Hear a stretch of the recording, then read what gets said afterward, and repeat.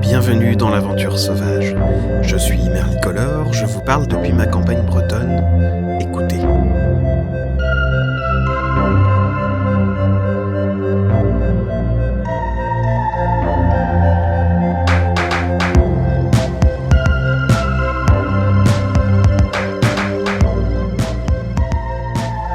Vous savez ma préférence pour l'eau des sources, pour le cours des fleuves, pour les clameurs habitant les estuaires sauvages, vous savez. C'est un milieu riche en biodiversité, et dans biodiversité, il y a bio, la vie, et diversité. Ce sont donc des milieux riches en espèces différentes, et de la diversité, il y en a que l'on parle de végétation aquatique, semi-aquatique, rivulaire, d'animaux aquatiques ou d'amphibiens, une telle diversité d'insectes. Sans oublier un étrange mammifère venant de temps en temps fureter et observer tout ce joli monde. Ah, tu vas quand même parler de l'homme dans ces milieux. Mais tu es là, Carmen ? Bien sûr que je suis là. Je ne loupe aucune de tes aventures. Regarde, si tu observes vers le sud-est, tu me verras peut-être. Mais oui, je te vois. Elles sont pas mal, ces jumelles. Bon, puisque tu ne présentes pas, je le fais moi-même. Bienvenue dans l'aventure sauvage. Je suis Carmen Infinity. Je vous parle depuis ma campagne bourbonienne. Ah d'accord. Tu me piques mes phrases d'introduction comme ça. Ok. Moi, j'ai découvert l'ornithologie par hasard, suite à des photos d'oiseaux faites à 2 pas de chez moi. J'ai donc acheté un guide ornithologique d'identification des espèces, et le pas a été sauté. En passant par les hérongeurs de bœuf, les rouges-queues à front blanc, les rossignols philomèles, tout un nouveau monde s'offrait désormais à moi. En un an, j'ai découvert tout un univers qui n'a fait que s'étoffer au fil des jours. Photos, vidéos, prises de son. Je cherche aussi les petites bêtes, coccinelles, libellules, araignées. Tout ce que je vois, je le note pour le déclarer à ma société d'histoire naturelle. Et c'est du pain béni pour ces structures collaboratives d'avoir des observateurs qui s'intéressent à tout ce qu'ils peuvent voir. Vous l'avez compris, les amis, aujourd'hui je reçois Carmen Infinity pour parler de notre rapport à la nature et du recensement des espèces. Au fait, dans quel milieu es-tu, Carmen ? Là, je suis près de l'étang où je fais des photos. Un fauchage raisonné a été mis en place. L'accès à certaines zones de nidification a été interdit aux promeneurs. Celui est globalement compatible avec l'homme, mais pas partout. Heureusement, la cohabitation se fait doucement la plupart du temps. Mais ce n'est pas le cas dans tous les milieux. En effet, il y a certains milieux où l'homme n'est pas vraiment le bienvenu, et où sa présence, même fugace, peut avoir tout de suite un impact. Tiens, par exemple, j'ai observé pendant 2 semaines une nidification d'un couple de grèbes huppées, sans les déranger. Je les ai filmés plusieurs fois en me cachant au sol. J'ai même pu voir les 2 œufs dans le nid que la femelle tournait précautionneusement. Et un jour, un plaisancier a effrayé le couple en passant trop près. La femelle a abandonné le nid. Et à peine partis, les œufs ont été mangés par une corneille. Et oui, on n'imagine pas à quel point un petit dérangement peut avoir de grandes conséquences. Au moins, la corneille aura trouvé de quoi nourrir ses petits. Cette année, le nid a été fait à un autre endroit, et du coup j'ai anticipé et fait installer une barrière temporaire de quelques mètres pour protéger le nid. Encore faut-il que l'on respecte les barrières.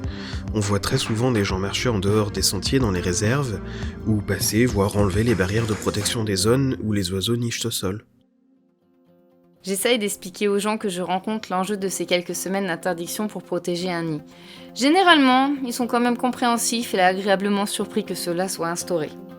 Et en termes de photographie animalière, il y a aussi des pratiques terribles, comme de photographier les nids et les nicher sans aucune précaution. Alors là, c'est le gros souci. Lors de mes sorties, je reste souvent au même endroit.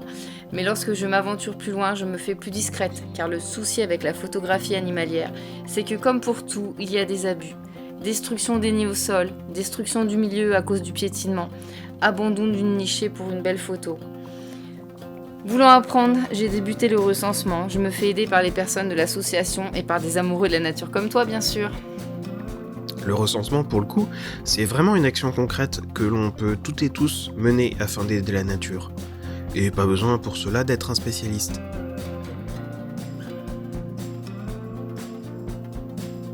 En revanche, disposer de quelques connaissances, des bons ouvrages d'identification, d'un bon œil, de jumelles ou d'un téléobjectif, tout cela vous aidera grandement. Vous trouverez en fiche un article vous présentant les différents outils nécessaires pour l'observation naturaliste selon tous les budgets.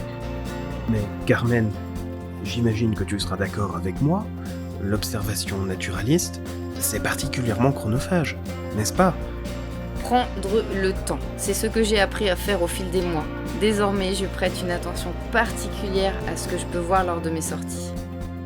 Et puis, le challenge, c'est aussi d'identifier les espèces que l'on trouve.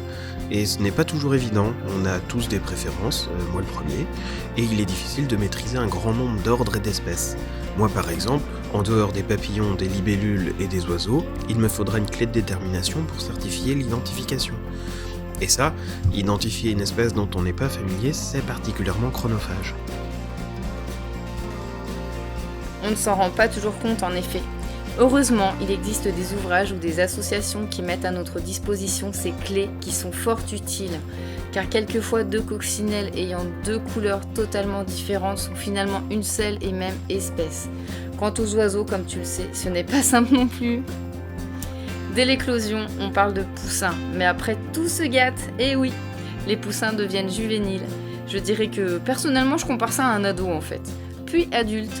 Ce sont autant de stades de croissance où les oiseaux peuvent avoir des aspects différents. Et encore ça, c'est le cas simple. Oui, et ce genre de schéma se retrouve même chez les insectes. En fait, on ne se rend pas compte à quel point l'identification des espèces est un travail en soi.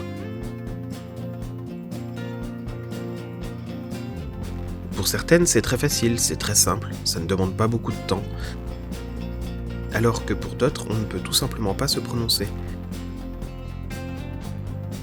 Et encore, on ne parle pas des hybridations, des sous-espèces.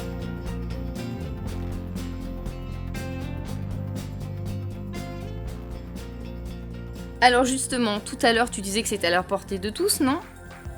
Oui, et je persiste et je signe. En fait, c'est vrai que c'est compliqué. Mais avec un peu de travail, d'humilité et surtout de la rigueur, on y arrive sans trop de problèmes. Du reste, il faut accepter de ne pas toujours pouvoir ou savoir identifier. Ce n'est pas toujours possible et ce n'est pas forcément un problème. Et puis, il faut commencer par des petits pas. Apprendre à identifier une famille d'insectes, puis une autre. Chercher à tout faire en même temps, c'est pas forcément la bonne solution. Totalement d'accord avec toi, on ne peut pas tout apprendre en un jour. Pour les oiseaux, cela fait plus d'1 an, mais j'en apprends à chaque sortie. Car suivant les saisons, les oiseaux n'ont pas le même comportement, alors le schéma est totalement différent. Ce qui me passionne personnellement, c'est d'apprendre et d'être surpris continuellement. L'observation de la nature est passionnante et surtout, on est totalement en immersion. On peut se diriger sur un papillon posé à quelques mètres et du coup on ne s'arrête jamais. Au fil de l'eau, on s'émerveille à chaque fois. Belle phrase de conclusion. Les amis, c'est la fin de cette vidéo, mais une suite est prévue pour bientôt. Et avec moi s'il vous plaît. Et avec Carmen, bien entendu. On parlera toujours de recensement et plus particulièrement de l'identification des espèces. Je vous invite à découvrir la chaîne de Carmen en cliquant sur la notification qui apparaît en haut à droite. L'espace des commentaires est à vous. Si vous avez aimé la vidéo, pensez à la liker et à vous abonner à nos pages respectives. D'ici là, prenez soin de vous et à bientôt.